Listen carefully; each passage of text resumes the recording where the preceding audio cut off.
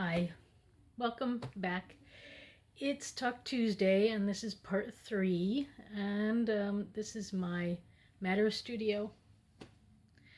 I'm Susan B Lochocki, running for President of the United States, and this is September 8th. Welcome. So, I went over in the last 2 videos about sort of the different elements that are important to me. And I went through my Bill of Rights, the new one that I would like to make for us U.S. citizens. We're entering a new millennium. It's time for some new thoughts and new ways of living. Especially with the advent of robots and everything, we have to move forward with everyone and look at the whole United States as a whole. So with that said, to really go into separate platform pieces, I could, but I think what's best and what people need is to know the steps to go forward, how the change could happen. Because it sounds, in theory, wonderful, right? But you're asking now yourself, well, how are we going to do that? So let me tell you. First off, I'm calling this a revolution in lifestyle. And we're heading into the Great Peace. That's what I would call all of this. So, anyway, yeah.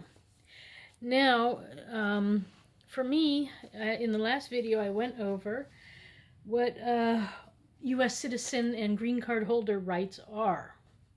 So now that we know what they are, now we have to make them happen. We have to make sure that every U.S. citizen is achieving their rights that I went over. So that means nobody left behind. And what that really means is that first we have to make sure everybody has a roof over their head. Especially winter is coming soon in some parts, so we really need to get working on that. We need everybody in houses. And what I noticed is there's this thing called HUD, the Housing and Urban Development section of the government. And there, they have a lot of houses that are empty that are just waiting for people to move in.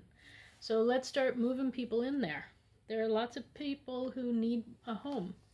And so we need to get them in there as quickly as possible. So a home. And then we also need to maybe have some training for them on how to take care of a home. So we'll move people in, but also give training. And of course, we'll need workers for that. We'll need employees. So there's going to be some jobs available. And there also might need to be repairs to some of these HUD homes already. They might have gone derelict and need some fixing up. So we're looking for, plumbers, electricians, and people who specialize in heating and air conditioning and setting up Wi-Fi. So we will be having some jobs. We need to get these things fixed and get people moved in. Then once that happens, we also need to make sure that everybody has clothing. Everybody has warm clothing for winter and food, of course, and a mobile phone. So it's almost impossible, nowadays in the U.S. to live without some sort of connection to the internet. If you're not connected, then you miss a lot of information, a lot of important information that you need.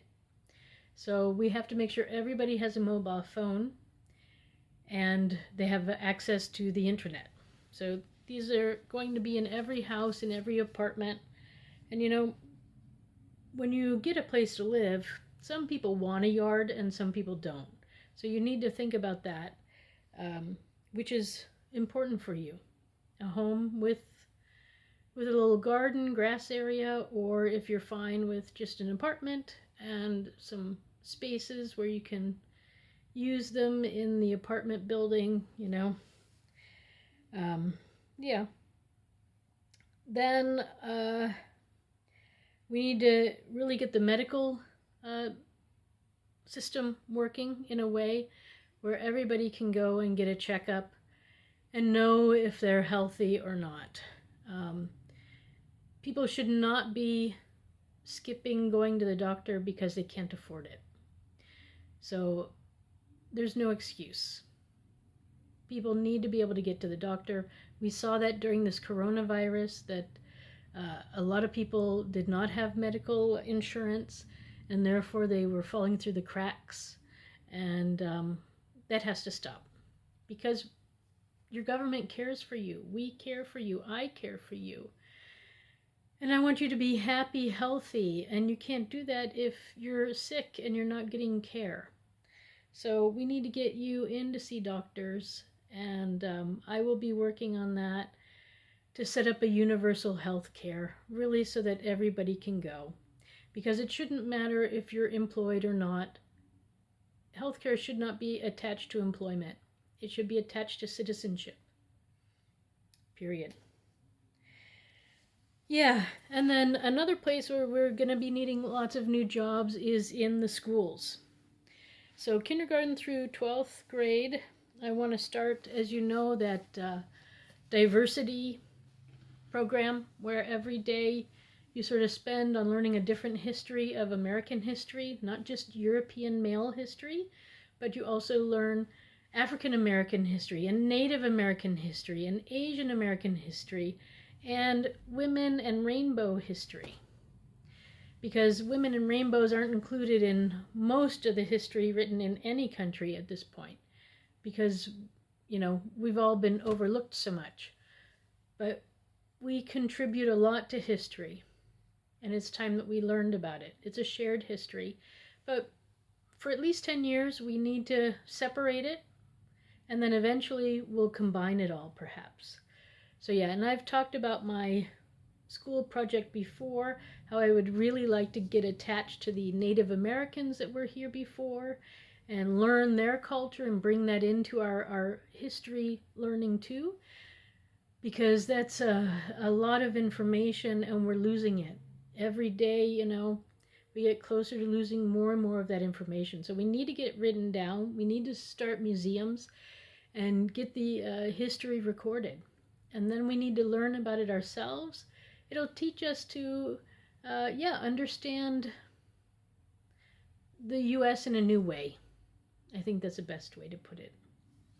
So it'll give us roots and attachments, and it will bring the country together. Everybody loves the Native Americans, and they're hurting anyways. So we need to support them too, but that's a different story. But this will be a step in the right direction to at least learn the history of what was here before. Because before Europeans came here, there was a whole world. And it was, unfortunately, taken over. And we lost a lot of history. But we don't have to do that anymore. We can start trying to gather what we still know and move forward and learn about each other. Then also in 10th through 12th grade, I want to make it that every student will go to an apprenticeship. They are so great. Apprenticeships are wonderful, and we are underutilizing them in the United States. And I think it would help so much. What happens is the kids get into these offices or jobs, and they have to learn to deal with people of different ages and different backgrounds, and it's a real learning experience, a respect training, so to speak, and it's really, really helpful. So I want to get that rolling definitely in the next 2 years, so that every student for 3 years goes to an apprenticeship program and learns how to do the skill or the job that they want to do. And then they can really make that decision. Do I want to advance there, or do I really want to go someplace else? But they've gotten their feet wet a little. So that's really important for me. And then we also discovered with the coronavirus that we don't have a lot of nurses. And nurses are so important. And then the other part of that is I think our education system is failing us in this way that we don't know a lot about ourselves, about the human body. And over the last 35 years, we've had a lot of science happen. And so we know a lot more things today than we did when I was in school. And I think that it's really important. We need nurses, but we also need that knowledge that nursing brings. You learn about your body and how it works. And so I would like to introduce a sort of apprenticeship program after the apprenticeship program, sort of like community service, where you'll work in either a doctor's office or at a health clinic or at a children's hospital or something like that, where you learn about,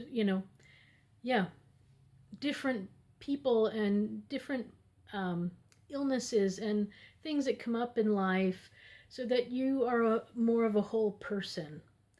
You will learn, I should say the children will learn about humans, and what we're capable of, including sex education. And that includes not only just male sex part, but, female sex parts too. And then also birth, because, I just posted something recently online and people were shocked by it, but it was simply a birth, and we're all born. So this is how we all come into the world, but people were shocked. And so, we need to change that. We're too far from nature at this point, and it's a dangerous ignorance that needs to be corrected, in my opinion. I think, we're losing an opportunity here. And if something should happen, we need to know how to, birth a child.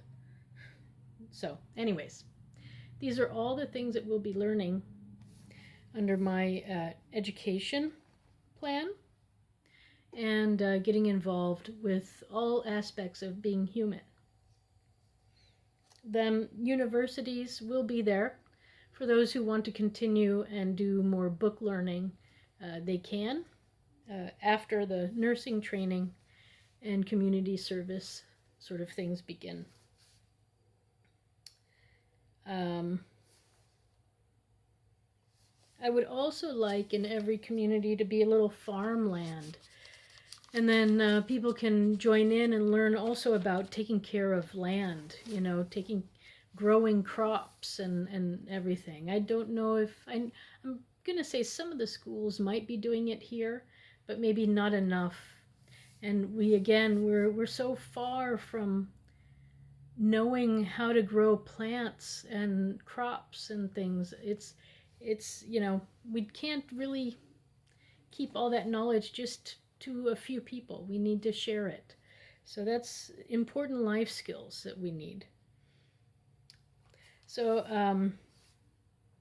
I am planning, as you know, to I think one way to help out our society with a lot of the problems that we have is to pay mothers for their work. And that means, starting them at the beginning, because there's one time in our lives where we spend a lot of money, and that's when we get married, settle down, and start a family. You buy a house, you need furniture, you need all sorts of things to make it nice, to make it a home. Then you need to buy stuff for a baby. You need cars, you need all sorts of things. And that's the time in your life where currently you might have student debt. You don't have that dream job because you have to start at the bottom. And you maybe not have a college degree, and so on and so forth. So for me, I want to turn the tables. I want it to be the time where you get some money. So I would like to pay mothers $100,000 to start, and then it will slowly go down every year by 1,000. And then if you live 100 years after you start, so after you're 20, then we'll work at that problem. But I'm hoping that the idea is this is a stepping stone to moving on without money. So we'll deal with that issue later. But so the idea is to pay moms $100,000 to start. And what a mom is after 20, when you decide you want to be a mom, then you need to find a spouse and declare that you two are going to be parents. We will have a civil service if you want. So that's offered by everybody, but if you want a church service to make your union in a church way, you can also do that. My idea is to pay fathers $30,000 so that they can be around also to take care of the child and to have some father time. Right now, parents are working too hard. So that's the downside. It's something's got to give. And yeah. What we've also seen recently in this coronavirus crisis is that, being able to fund large social programs is possible. And for me, my plan is to use a lot of the money from the military and move it into this mothering option. And then, yes, so then you go to the doctor, you get yourself prepared for making babies, and you start your vitamins and everything, and then you and your spouse begin the process of making babies. There we go. So that's the idea. Then you can spend that time before the baby comes to also get a house, get a car, get everything set up so that when the child arrives that you're ready.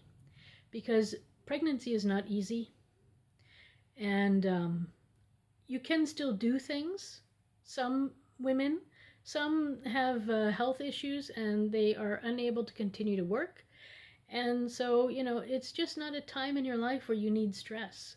And my program is all about human potential and low stress. So this is where my ideas come in. So I think we should start doing funding as soon as possible. So Donald Trump, if you're listening out there, you can pick this up and start helping out. Yeah.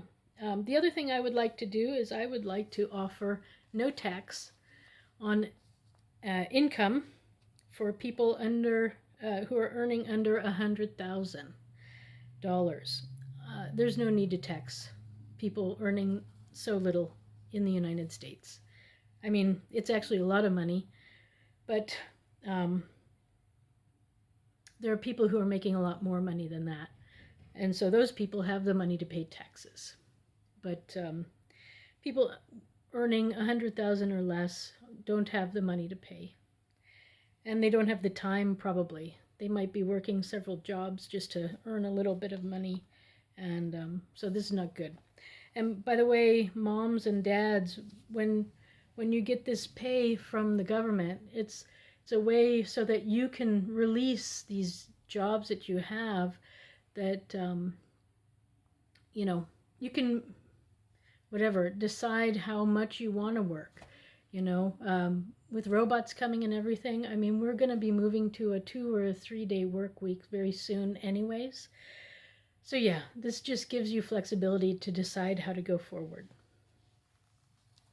But the most important thing, getting back to the moms and fathers thing, is their jobs. It's an important job, and you need to be there for your children. So, yeah.